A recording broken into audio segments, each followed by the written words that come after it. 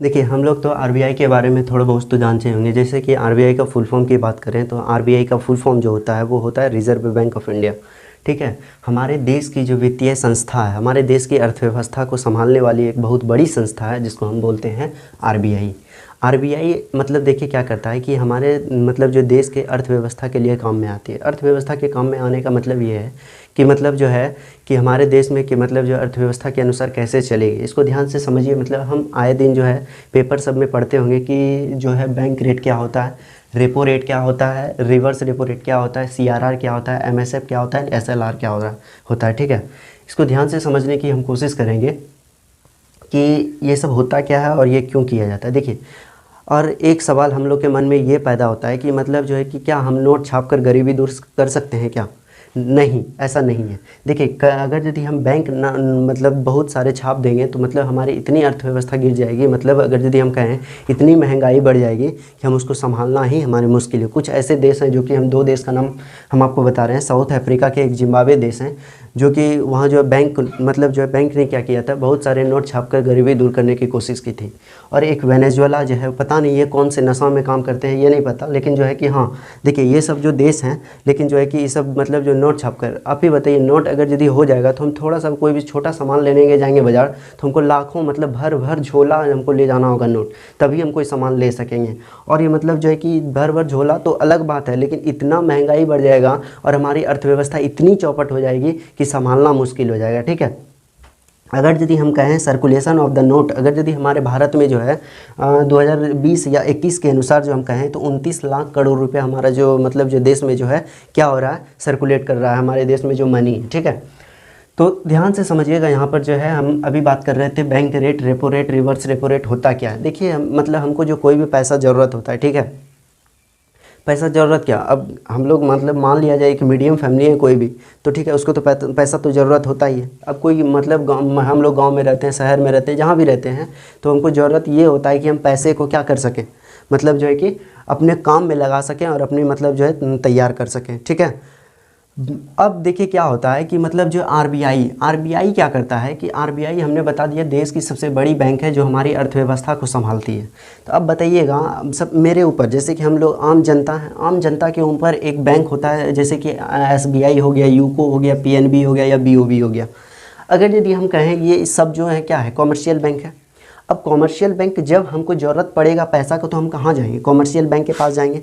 अब जब commercial bank के पास जाएंगे तो कहाँ जाना पड़ेगा, मतलब जो है कि कॉमर्शियल बैंक यहाँ जाएंगे। अब इसके पास पैसा है या नहीं है इस पर डिपेंड करता है। देखिए क्या होता है कि मतलब जो है अगर यदि इसके पास पैसा नहीं है तो ये कहाँ जाएगा, आरबीआई के पास जाएगा। तो आरबीआई के पास जब जाएगा तो ये क्या कहेगा, हमको कुछ पैसे की ज़रूरत है, हमको पैसे दीजिए। और देखिए एक मतलब अगर यदि हम कहें किसी भी बैंक का जो उनका इनकम सोर्स जो होता है वो क्या होता है, मेन सोर्स क्या होता है, मतलब जो है उसका मेन सोर्स होता है इंटरेस्ट। अब ध्यान से समझिएगा, अगर यदि हम किसी भी कॉमर्शियल बैंक से लोन लेते हैं, ठीक है, तो किसी भी कॉमर्शियल बैंक से लोन लेने का मतलब ये है कि ये तो इंटरेस्ट लेगा ही लेगा।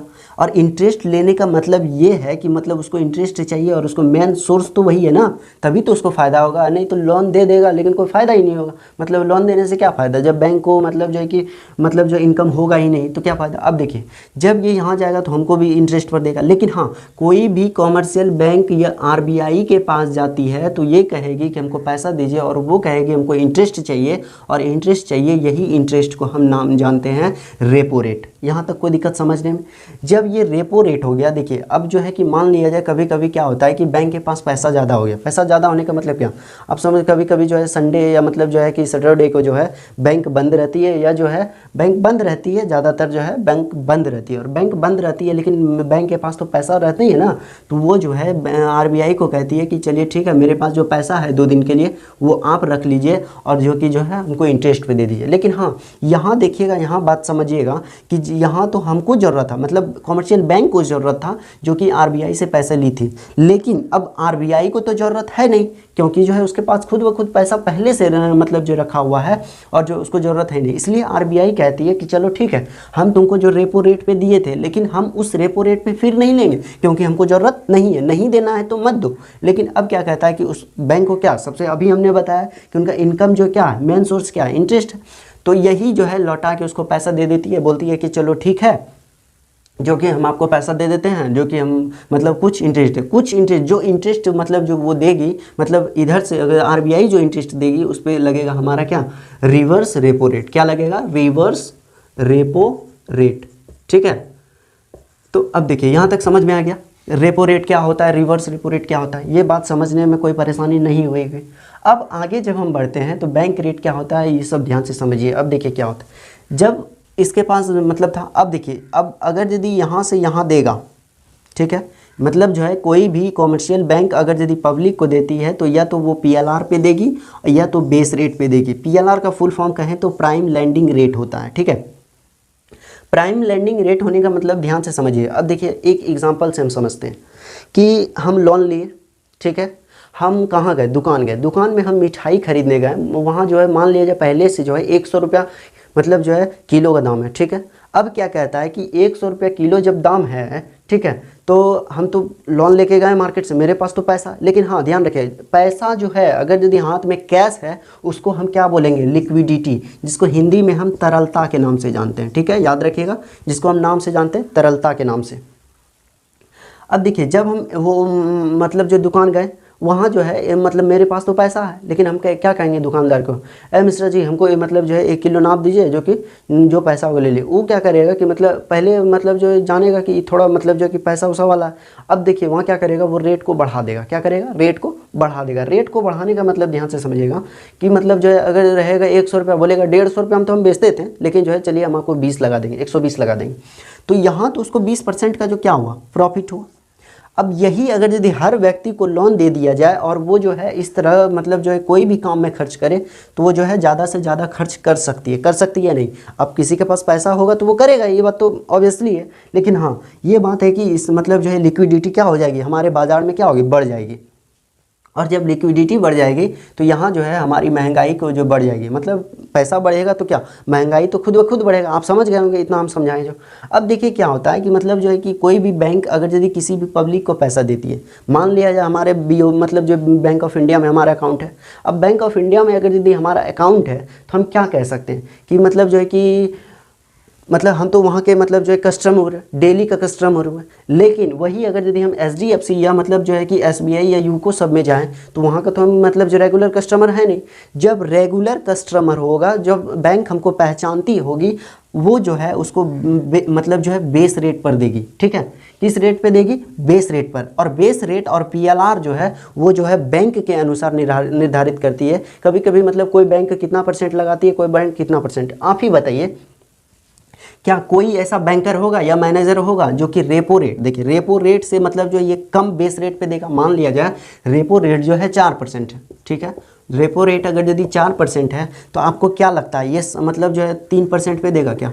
कोई ऐसा बैंकर नहीं होगा जो कि ऐसा काम करेगा, ठीक है, या कोई ऐसा मैनेजर नहीं होगा जो आपको 3% पे आपको दे दिया जाए। तो अभी हमने बताया रेगुलर कस्टमर होने पर जो हमको बेस रेट पर दिया जाता है। और अगर यदि हम नए नए किसी भी बैंक में चले गए, जैसे यूको हो गया, पीएनबी हो गया, किसी भी कॉमर्शियल बैंक में हम चले गए, तो इसका मतलब है कि वो हमको किस पे देगा, पीएलआर पे देगा, मतलब prime landing rate, prime landing rate.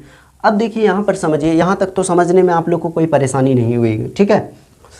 अब देखिए यहाँ पर समझिए कि अभी हमने बताया था कि बैंक रेट रेपो रेट होता है क्या, इसको ध्यान से समझिए। अभी हमने बताया कि कोई भी आरबीआई अगर यदि कॉमर्शियल बैंक को देती है पैसा तो वो देती है किस रेट पर, रेपो रेट पे, ये हमने कहा था।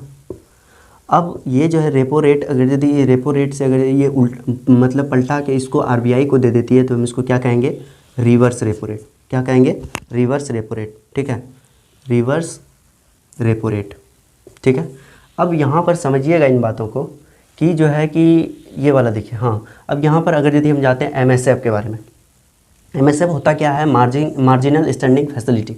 मार्जिनल स्टैंडिंग फैसिलिटी क्या होता है कि देखिए या तो मतलब जो है कि आरबीआई या तो कमर्शियल बैंक को पैसा देती है। तो ध्यान से समझिएगा, आरबीआई अगर यदि कमर्शियल बैंक को पैसा देती है, मान लिया जाए कभी कदाल अगर यदि तुरंत पैसा के बहुत ज़रूरी बहुत कमी हो गया बैंक में मतलब जो है पैसा का कमी हो गया। अगर यदि हम कहें कि एक दिन के लिए अगर यदि कोई भी बैंक, कोई भी आरबीआई किसी भी कमर्शियल बैंक को देती है एक दिन के लिए, तो उसको 4.25% पे ब्याज देगा, जिसको हम कहेंगे एमएसएफ, क्या कहेंगे, एमएसएफ। और ये अति अल्पकालीन, ये प्रश्न भी पूछा जाता है हर एक एग्जाम में कि मतलब जो है कि मतलब अति अल्पकालीन जो है मतलब जो है कि दर जो होता है वो कितना है 4.25%। और ये देखिए ये डेटा बदलते रहता है, इस पर ध्यान मत दीजिएगा, लेकिन हाँ इस बात को समझने की कोशिश कीजिएगा ये एमएसएफ और ये मतलब होता क्या है। एमएसएफ होता क्या है कि मतलब मार्जिनल स्टैंडिंग फैसिलिटी, अभी हमने बताया ये 1 दिन के लिए लिया जाता है, वो किसके किसके द्वारा, जो कि आरबीआई देती है, किसको, किसी भी कमर्शियल बैंक को, ठीक है। अब दूसरा नंबर पर ये आ जाता है आपका रेपो रेट। रेपो रेट क्या होता है कि रेपो रेट जो होता है वो 2 दिन के लिए दिया जाता है, 2 से 14 दिन के लिए। 2 से 14 दिन के लिए, अब मतलब मान लिया जाए किसी भी बैंक को ज़रूरत है 2 से 14 दिन के लिए, तो 2 से 14 दिन के लिए रेपो रेट पर किसी भी बैंक को क्या किया जाएगा, देगा, जिसको हम अल्पकाल कहते हैं, जिसको हम अल्पकाल कहते हैं, और इसको अति अल्पकालीन कह रहे थे, ठीक है।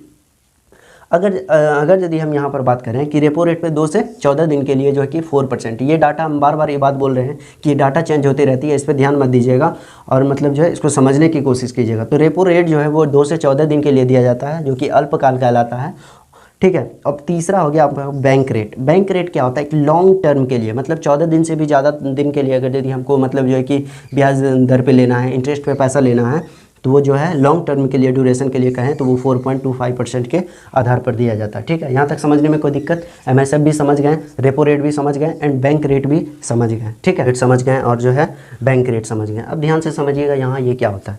अब देखिए अभी हमने बताया था कि जब मार्केट में अगर यदि लिक्विडिटी बढ़ेगा, अगर यदि हम कहें तरलता मतलब कैश, अगर यदि कैश बढ़ेगा तो वो महंगाई बढ़ाएगा, ठीक है। इसलिए जो है आरबीआई नकेल कस कर रखती है किस पर, ये कॉमर्शियल बैंक पर, ठीक है। और नकेल कसकर रखती है ये कॉमर्शियल बैंक पर। तो कॉमर्शियल बैंक को क्या कहता है, इसको ध्यान से समझिए। और इतना ये जो है ये सब चीज़ जो है इतना मतलब कॉमर्शियल बैंक का कमर तोड़ देता है कि मतलब जो वो जो है जनता को लोन नहीं दे पाती है। ध्यान से समझिए कैसे। तो आरबीआई क्या कहती है कि चलो ठीक है, उसके क्या कहता है कि CRR, cash reserve ratio. Cash reserve ratio क्या है, इसको ध्यान से समझिए कि ये जो है एक सिक्योरिटी मनी है। ये क्या कहता है कि चलो जो तुम्हारे पास पैसा है उसका टोटल का 3% हमको दे दो। समझ रहे हैं यहाँ तक, टोटल का 3% वो किसका देना पड़ेगा, आरबीआई। ये सिक्योरिटी मनी के रूप में, याद रखिएगा, ये जो है CRR जो है कैश रिजर्व रेशियो जो है वो सिक्योरिटी मनी के रूप में जो है किसको दिया जाएगा, आरबीआई को, ताकि ये जो है बाज़ार में उस लिक्विडिटी को ना उतार सके। अगर यदि ये आरबीआई मतलब जो है कि कॉमर्शियल बैंक किसी भी जनता को देखकर अगर लिक्विडिटी ज़्यादा कर देती है तो इसका मतलब है कि वो कंफर्म मतलब क्या, महंगाई तो बढ़ेगा ही बढ़ेगा। अब ध्यान से समझिएगा कि ये आरबीआई इस पर नकेल कसती है कि मतलब जो है जो भी तुम्हारे पास पैसा है उसके सिक्योरिटी मनी के रूप में हमको 3% दे दो। ये पहली बात हो गया। ये होता क्या, NDTL के तहत आता है, जो कि कह सकते हैं कि नेट डिपॉजिट टाइम लायबिलिटी, इसके अनुसार काम करती है, डिपॉजिट के अनुसार और टाइम लायबिलिटी के अनुसार, मतलब जो है ध्यान से समझिए। अब आगे क्या है, एक होता है SLR। SLR होता क्या है, इसको ध्यान से समझिए। कहें तो statutory liquidity ratio. Statutory liquidity ratio क्या होता है, इसको ध्यान से समझिए। अब क्या कहता है कि 3% तो ये ले लिया, ठीक है, 3% आरबीआई ले लिया। अब जो है अब और कहता है कि मतलब जो है तुम अपने पास जो है 18% रखो। अब बताइए, बैंक के पास पैसा रहते हुए अगर यदि हम कहें तो वो कुछ काम नहीं कर सकते। बताइए 18% मतलब वो जो है उसको कैश में रखना पड़ेगा, चाहे तुम्हारे पास हो ना हो, ठीक है। अब आरबीआई क्या कहती है, आरबीआई यही कहती है कि 18% अपने आप, वो भी किस चीज़ में, किसके आधार पर, जैसे कि गोल्ड के रूप में रख सकते हो, मतलब अगर चांदी के रूप में, मतलब ऐसा चीज़ में रखो जो कि खर्च ना कभी हो, ठीक है। अब बताइए 3% तो ये ले लिया, अब जो है मतलब ये सब के आधार पर 18% रखना हो गया, मतलब जो है 21% ऐसे बैंक का ख़राब हो गया। मतलब जो है कमर्शियल बैंक जो है 21% जो है वो डायरेक्ट तरह से ख़राब हो गया, जो कि वो कुछ काम ही नहीं कर सकती।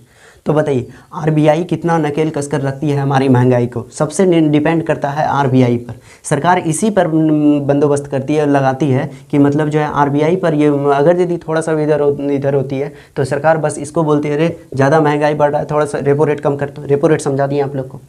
अब देखिए यहाँ तक SLR और ये सब समझ में आ गया कि CRR क्या बताएं, सिक्योरिटी मनी के रूप में 3% वो किसको देगा, आरबीआई को। फिर जो है SLR जो होता है स्टेचुअरी लिक्विडिटी रेशियो जो है, और ये जो है किसके, बैंक अपने पास रखेगी, इतना पैसा अपने आप खर्च हो गया।